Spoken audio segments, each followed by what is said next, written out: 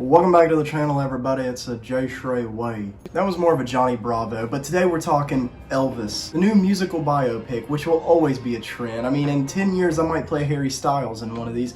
Who knows? They're gonna keep going, and it's wild that it took us this long to get an Elvis biopic. I don't know how you can say the name Elvis and not register, oh, a memory, or oh, that guy. Elvis is a trademark. He's one of the most recognizable celebrities, and this movie was something I was very excited for. I personally am a big fan of Elvis. I loved Lilo and Stitch growing up.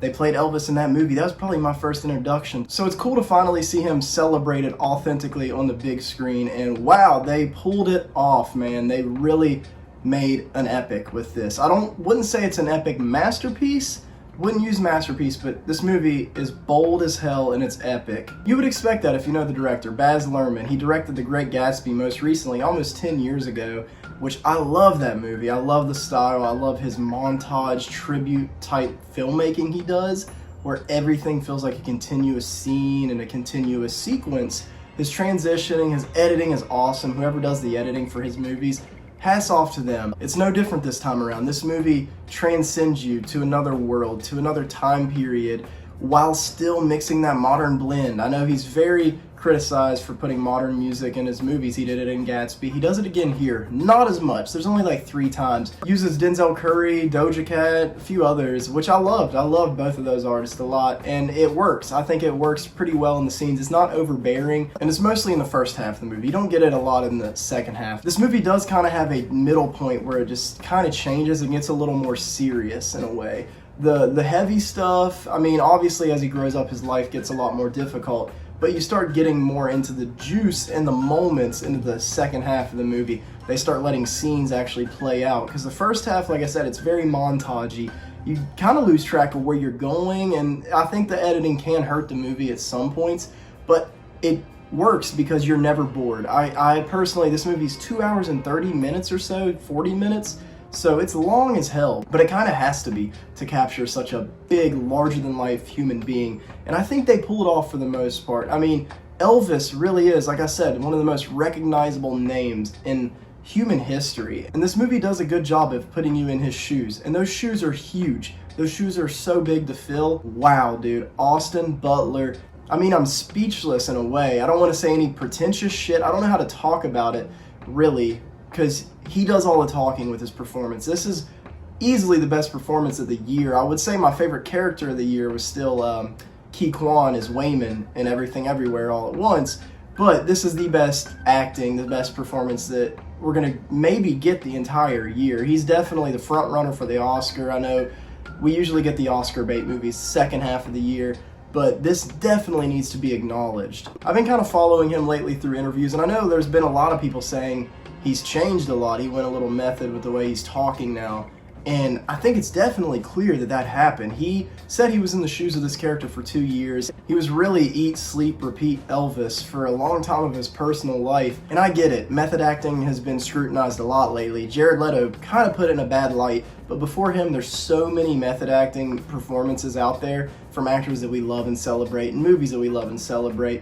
And I don't think people need to look at Austin Butler in a negative way for what he did. I just gotta say hats off, bravo to this guy, man. He put in so much passion, and he was passionate about the man, and the performance comes off as passionate. Elvis is a passionate human being. Butler approached this role in such a passionate, pure way, and it translates perfect. It was a good blend. There's a lot of parallels I'd heard him talk about in interviews, making him feel connected to Elvis, and he is very smart, man. Like, for somebody that was known as a Disney Nickelodeon actor, the way he's looking at this role, you can see the genius in his eyes and the way he's talking about it and coming back to reality. He's still kind of losing the voice, losing the twang, because it is such a big thing to embody, and it's not going to be easy to shake it. He knew all eyes were on him at this point. He knew that he was going to bring in people of every generation to see this. The screening I saw it in was populated with a lot of older folk. I could hear a lot of whimpering in the crowd at a lot of moments, because these people lived through the Elvis Renaissance, through all the things that he did. I mean, his life was on full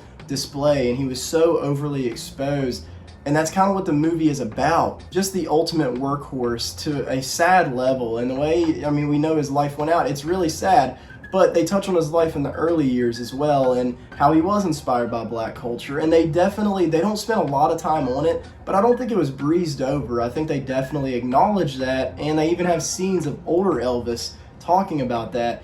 And yeah, they might have glorified him a little bit. I don't think they got as nitty gritty as they could have with this story. They didn't show a lot of the bad sides of Elvis. They kind of breeze over the drug addiction and just show it in montages. Oh, I'm gonna pop a pill real quick and show it real quick flicker of it, but you don't really get to know what he's doing. You just see the aftermath and how it's hurting him and the people around him. And those build for some of the best scenes. The scenes when they let Austin Butler actually act and have conversations, it is insane, man. I mean, he literally, you can feel the spirit of Elvis in him. It's kind of scary. Like, it made me emotional, like even whenever the scenes are emotional. It can be a happy scene of Elvis, but his performance just was riveting. This does not feel like an impersonation. It feels like the blend of two different beings in one. It was amazing to watch, and I'm just grateful to see so much commitment put on the screen from the actors and the people behind the cameras. It has similarities to Bohemian Rhapsody, where they're both great movies. They're both very different though. The editing and directing is obviously different, and I like them both a lot, but they don't dive enough into the nitty gritty. You don't get to live in these moments that long as you did in something like Rocket Man, which I think is an underrated masterpiece. I was kind of hoping Elvis would get a little deeper and show me things that I never would have imagined happening. There are some shocking moments that I didn't know about. There's something he did on stage that I had no idea about, and all that had me like, I mean, lip quivers, all that. I was just like, what the fuck, man? Like, it was shocking, but it was also emotional, and it's captured well. The scope and the settings and the traveling from place to place and the time hopping, it's a period piece, but they go through many generations, and Austin Butler plays Elvis young, plays him middle-aged, and then he plays him into death into his 40s, and they put the prosthetics on him. And even in an interview he did on Fallon, he shows how he did a different voice for every age of Elvis. I mean, that's some next level shit. Because he's asked, what are you thinking about at night? And he says, everything's happening to me so fast in the last year and a half till I'm all mixed up, you know. I mean, I can't keep up with everything that's happening. And it works. If he didn't do that, it might have felt cheesy, but that voice helped the performance, and it helps the movie flow better. Speaking of tricky voices, Tom Hanks is in this as Colonel Parker. Holy shit, this guy is crooked. I hate him. This movie leaves you kind of how Gatsby did, on a dry note of just like, ugh. I mean, you know the story in a way, but seeing it told through Colonel Parker's eyes, he kind of is the main character, but he's always talking about Elvis, so even whenever Elvis isn't saying any lines, it's still showing him in a montage of a voiceover from Tom Hanks' character.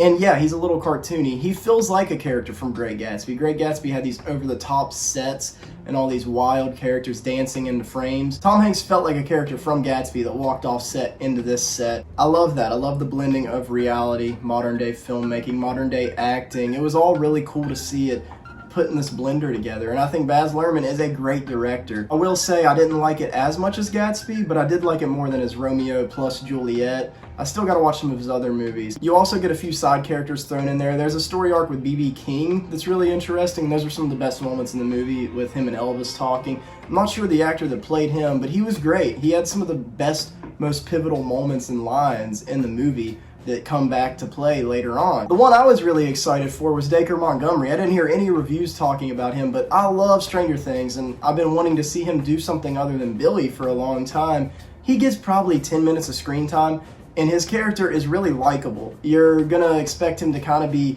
nefarious or something, because Elvis is constantly being taken advantage of, but Dacre, I will say, plays a character that is likable, and he fits in great. It was awesome seeing him directed on this big movie scope. At the end of the day, I enjoyed the hell out of this movie. It gave me exactly what I wanted. It didn't shock me too much. It didn't further much more of my knowledge of Elvis, but it was very well presented. It was beautiful to look at. I mean, even the poster, the font choice they have, it's just eye candy. And the whole movie is eye candy. It's beautiful to look at every shot of this film. Even the CGI green screen sometimes that Baz Luhrmann does, they always look good. I never find it to look corny like some people do. Long ass movie that flew by for me. I think there are a few kinks in the road, and there is a point that I went to use the bathroom, which I try not to do. Definitely going to get it on Blu-ray to rewatch it. I won't go back to the theater to do a multiple viewing for this one. I'm going to give Elvis a 3.7 out of a possible 5 Goldblums. I'll also say this cracked my top 10. I mean, we're halfway through the year, but it definitely is in top 10 movies I've seen this year, which isn't the highest bar, but it still shows that this movie is one of my personal favorites that I've seen so far in 2022. That's it for this one, guys. I was really excited for this. I even picked it over The Black Phone, which I'm insanely excited for, and I'm seeing that tonight. Look out for my review for that coming soon. It's the Jay Stray Way. I appreciate all you guys for tuning in. See you next time.